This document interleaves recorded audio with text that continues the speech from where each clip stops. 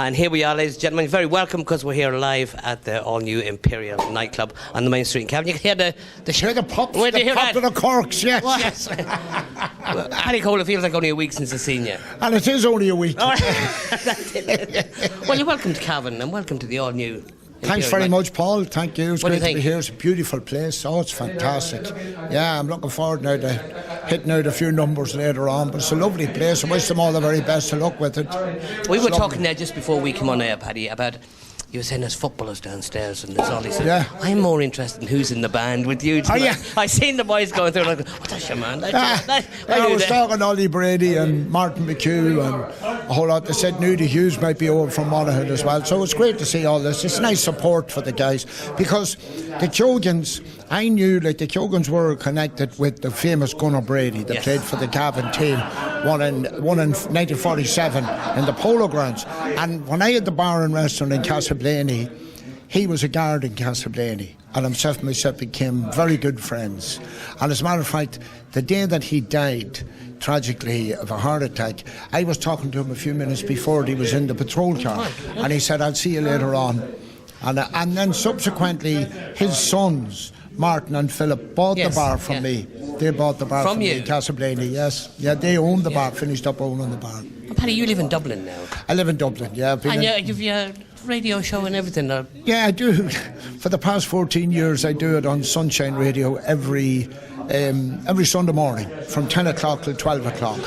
Now, I was telling somebody this, and they said, I must listen to it when I'm in Dublin. Is it all jazz? And I said, Paddy plays a bit of everything. Yeah, I do 60s music, I do ballads, I do right across section of music. Big band slot, I have a comedy slot, I have songs from the shows, the musicals, and all that. I try to vary it as much as I can. And even in the JNLR results there, we're up again in listenership, which is great. You're doing it 14 years, so that's you're doing something right. They haven't copped on to me yet. Paddy, last week we were playing together in the big band. Big band. That was great. Great, I loved it. Thought the band was great. You guys do a great job, and all the young guys that you're bringing along. And I even saw. But you're not one of the young guys. No, you're not. You used to be one of the young fellas. But I saw even like at one stage you had one of the students in beside you sitting at the back there, the drums girl, to watch what was going on. I think that's fantastic, and all the young lads coming out with saxes and playing James Brown stuff and everything. It was great. I loved it. I have to tell everybody that's watching too that this man tells the best jokes. Backstage in the dressing room. Backstage, not for now though. But Paddy, you've been going so long, and I'm sure everybody in the business knows Paddy Cole, and you are an institution. Yeah, I suppose. I got how long are you on the road? Well, I started with Maurice Lynch's band, and that was in the late mid-50s to late 50s. I was still at school, needless to say, and then I joined the Capitol Show Band in 1960, and then I went to Las Vegas with Brendan Boyer, Big 8 for 5 years. What people watching nowadays, they'll say, Las Vegas. But in them days, Las Vegas was another planet. It was a big deal. Yeah. It was massive. Like, you're dead right, Paul. We used to do tours of America, all over New York, Chicago, Boston, Philadelphia, all the Irish sort of centres. Then we did tours in the Middle East. We did tours in Germany with the Bachelors, were a big vocal group at the time. And we did an awful lot of work. We did the Sunday night at the London Palladium, and we were asked to do a 6 months residency in the Palladium. But we were getting more money at home.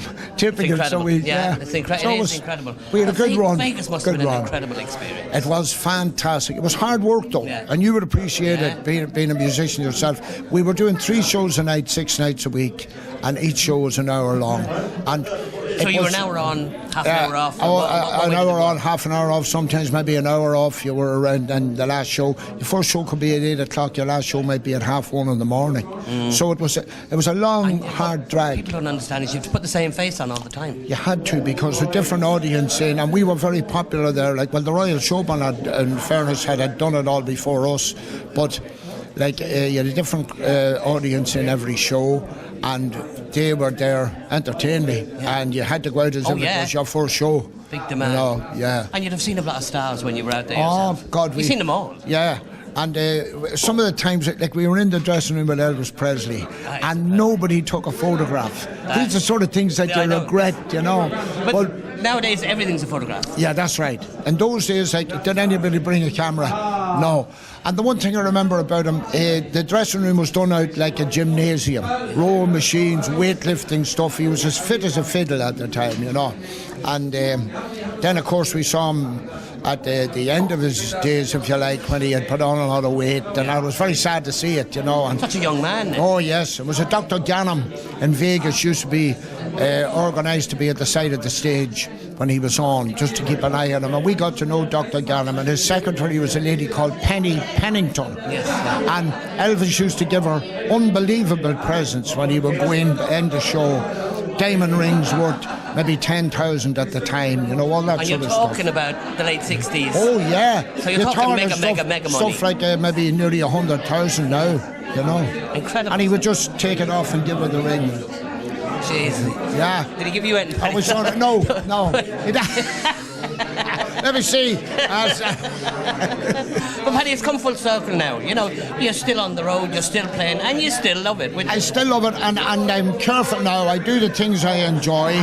I enjoyed that with the big band, the Cavan Big Band, and I do the show band reunion tours.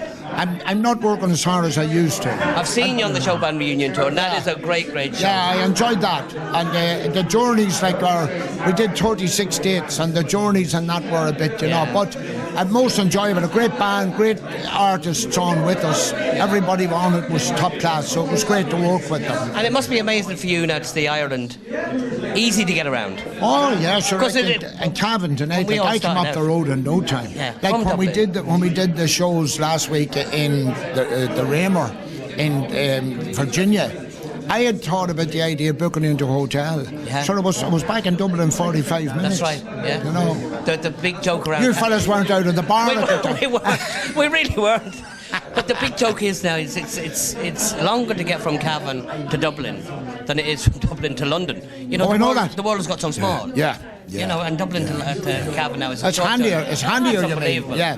When we started out on the road and you were in a transit van and it was cold. Oh, God. We used to meet, when I was in Dublin, joined the Capital Show Band, we used to meet at the Belvedere Hotel, and we had a custom-built wagon and all that. But you'd be over there at lunchtime, 12, and you got into this wagon and you headed off on a 5 or 6, 7 hour journey. Oh, yeah. Then you rehearsed for a while and then back.